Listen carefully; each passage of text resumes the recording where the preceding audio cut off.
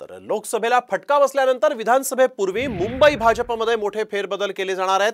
तर काही जिल्हाध्यक्षांची कामगिरी समाधानकारक नसल्यामुळे त्यांना आता डच्चू दिला जाणार आहे, तर काही पदाधिकाऱ्यांना बढती दिली जाणार असल्याची माहिती सूत्रांनी दिली आहे। या फेरबदलानंतर काही तरुण चेहऱ्यांना जिल्हाध्यक्षपदी संधी दिली जाईल अशी ही माहिती सूत्रांनी दिली।